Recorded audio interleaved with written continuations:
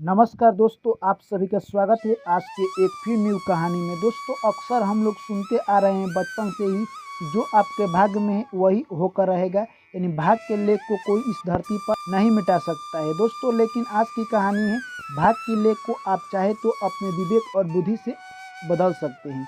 यानी दोस्तों, ये कहानी हमें सिखाएगी कि हर इंसान चाहे तो अपने भाग्य को लेख को मिटा सकता है। आखिर कैसे? दोस्तों, आपके भी मन में ये सवाल उठ रहे होंगे, तो दोस्तों इस कहानी को आप लोग पूरा सुनिए। हो सके तो दोस्तों चैनल को सब्सक्राइब कर लीजिए। चलिए दोस्तों, आपका समय बहुत ही कीमती है, इसलिए कहानी को शुरू करते हैं। एक प्यारा सा दोस्तों गांव था। उस गांव में यानी कहे तो एक गुरुजी रहा करते थे। गुरुजी दोस्तों बच्चों को बहुत प्यार करते और पढ़ाई लिखाई यानी कहे तो उनको शिक्षा देते। गुरुजी का नाता बच्चों से बहुत अच्छा था। दोस्तों, गुरुजी के यहाँ एक समस्या थी कि गुरुजी को उतना धन नहीं मिलता था जितना उनका जीवन यापन करने के लिए चाहिए। दोस्तों, गुरुजी की पत्नी गुरुजी से तंग आ गई थी और बोलती थी कि आप इस शहर को छोड़ दीजिए और हम दूसरे जगह चलकर यानी वहीं पर अपना कोई कारोबार करेंगे और वहीं पर अपना जीवन व्यतीत करेंगे। तभी गुरुजी बोलते हैं कि इन बच्चों को यानी कहे तो भविष्य हमारे हाथ में है। अगर हम यहाँ से चले जाते हैं तो इनका भविष्य उज्जवल जो दिखाई दे रहा है वो खराब हो जाएगा। कुछ दिनों की बात है, ये अपने बोर्ड का परीक्षा दे देंगे तो हम लोग दूसरे जगह शिफ्ट हो जाएंगे। दोस्तों, देखते देखते समय बीतता गया और कहे तो गुरुजी की पत्नी ने गर्भ धारण किया। जैसे ही यह बात यानी उसकी पत्नी को पता चलता है, वो गुरुजी से कहती है कि हे स्वामी, मैं गर्भ धारण कर चुकी हूँ। आप क्या यहीं पर आप काम कीजिएगा, अपने बच्चे के लिए कुछ नया नहीं कीजिएगा।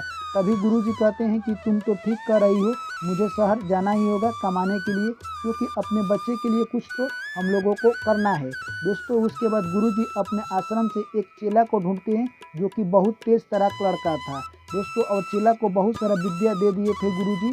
अब वही चेला यानी कहे तो आश्रम को चला रहा था और गुरुजी कमाने के लिए विदेश चले जाते हैं।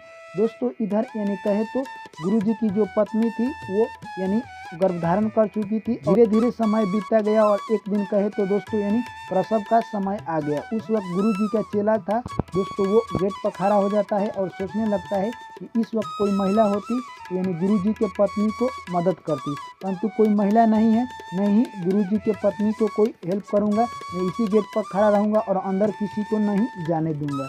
दोस्तों, इतने में एक साधु उधर से एक कमांडर और एक लाठी लेकर आ रहा था और वो साधु बोलता है कि मुझे अंदर जाने दो। तभी चेला कहता है कि मैं आपको अंदर नहीं जाने दूंगा, क्योंकि अंदर आप नहीं जा सकते हैं। तभी वो बूढ़ा व्यक्ति बोलता है कि मैं भाग्य हूँ, तुम्हारे यहाँ जो भी लड़का हो रहा है उसी का मैं भाग लिखने जा रहा हूँ। दोस्तों, यानी चेला बोलता है ठीक है, तब आप जाइए। जैसे ही दोस्तों साधु बाबा अंदर जाते हैं, गुरुजी का एक लड़का हो चुका था। गुरुजी के लड़के को यानी साधु बाबा भाग लिख कर जैसे ही बाहर निकलते, चेला बोलता है कि हे साधु बाबा, आपने मेरे छोटे भाई के बारे में क्या भाग लिखा है? तभी यानी कहे तो साधु बाबा कहते हैं, भाग की बात हर किसी को नहीं बताया जाता है, ये विधि का लेख है, इसे कोई नहीं मिटा सकता है। तभी दोस्तों यानी वो चेला कहने लगा कि जब तक आप नहीं बताएंगे तो मैं आपको इस रूम से बाहर नहीं जाने दूंगा। दोस्तों, यानी कहे तो साधु बाबा उस लड़के की हट के आगे बता देते हैं और कहते हैं कि इस लड़का के भाग में मैंने लिखा है एक बोरा चावल और एक दूध देती गाय से ज़्यादा इसके घर कोई धन दौलत और संपत्ति नहीं होगा। तभी वो लड़का कहने लगा कि आप इसका इतना खराब भाग क्यों लिखते हैं? तभी साधु बाबा कहते हैं कि ये मेरे हाथ में नहीं है, ऊपर जो स्वामी का आदेश है वही हमने लिखा है। दोस्तों, यह बात कहकर वहाँ से साधु बाबा निकल जाते हैं। धीरे धीरे फिर समय बीतता गया दोस्तों, और कहे तो 3 साल समय बीत गया। तब तक उधर यानी गुरुजी आ जाते हैं और जैसे ही अपने लड़कों को देखते हैं काफ़ी खुश होते हैं। दोस्तों, उसके बाद कुछ माराते हैं गुरुजी और फिर कमाने के लिए चले जाते हैं। फिर एक बार यानी कहे तो गुरुजी की पत्नी गर्भ धारण करती है और प्रसव का फिर समय आ गया। चेला फिर गेट पर खड़ा था दोस्तों और देखता है कि उधर से फिर साधु बाबा वही कमंडल और एक लाठी लेकर हाथ में आ रहे थे। फिर चेला कहता है कि आपको अंदर मैं नहीं जाने दूंगा। तभी साधु बाबा कहते हैं कि आपकी जो छोटी बहन हुई उसका मैं भाग लिखने जा रहा हूँ, तुम मुझे जाने दो। चेला साधु बाबा को अंदर जाने देता है दोस्तों, और साधु बाबा जाते हैं और उस लड़की का भाग लिखकर जा ही रहे थे। तभी चेला कहता है कि मेरी छोटी बहन के बारे में आपने क्या लिखा, आपको बताना ही होगा। दोस्तों, साधु बाबा बताना नहीं चाहते थे, परंतु बालक के हट करने के कारण वो बता दिए। दोस्तों, साधु बाबा कहते हैं कि इस लड़की का भाग में मैंने लिखा है कि इसका विवाह कभी नहीं होगा। दोस्तों, तभी यानी कहे तो चेला कहने लगा कि आप मेरे छोटे भाई के भाग बहुत खराब लिखे, परंतु इसकी बहन का भाग ऐसा क्यों लिखे? तभी साधु बाबा कहते हैं कि मेरे हाथ में कुछ नहीं है, ऊपर जो लेख लिख कर आया है वही मैं लिखने के लिए आता हूँ। दोस्तों यह बात कहकर साधु बाबा वहाँ से निकल जाते हैं। तभी दोस्तों यानी चेला सोचने लगा कि मुझे भी अब यह घर छोड़ देना चाहिए। तभी दोस्तों उधर से खबर आ जाता है कि गुरुजी इस दुनिया में अब नहीं रहे। चेला सोचने लगा कि मुझे अब निकल जाना चाहिए, क्योंकि यानी गुरुजी के लड़के बहुत बड़े बड़े हो चुके थे।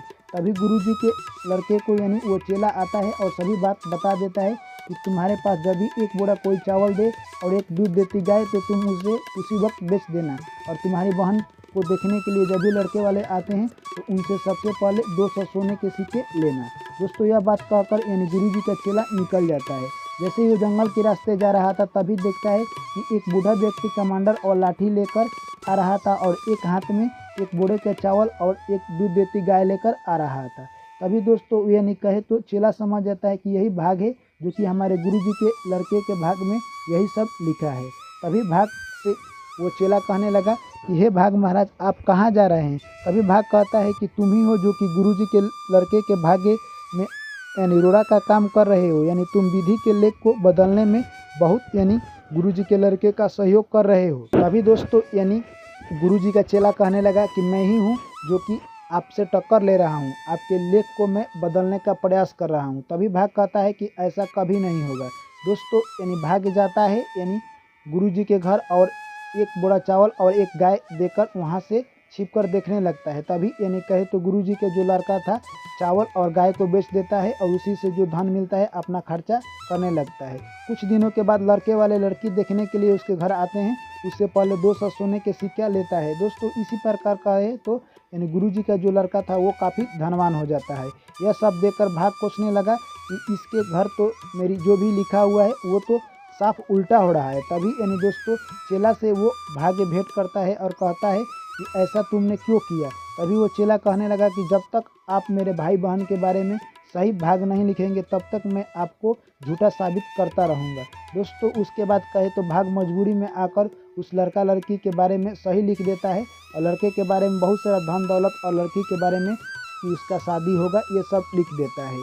तो दोस्तों इस कहानी से हमें यही सीख मिलती है कि अगर इंसान थोड़ा सा विवेक और बुद्धि का उपयोग करे तो अपने भाग को बदल देगा। जिस तरह से गुरु का चेला ने अपने गुरु के लड़के और लड़की का भाग बदल दिया, ठीक उसी प्रकार से दोस्तों हर इंसान अपना भाग बदल सकता है कर्मनिष्ठा और मेहनत कर सच्चाई की राहों पर चलकर।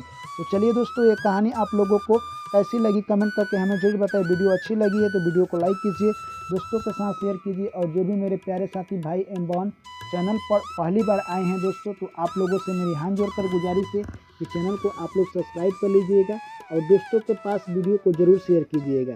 चलिए दोस्तों आप लोगों से मिलते हैं फिर अगली कहानी में। तब तक के लिए सभी साथियों एवं मेरे प्यारे भाई एवं बहनों को मेरा प्यार भरा नमस्कार।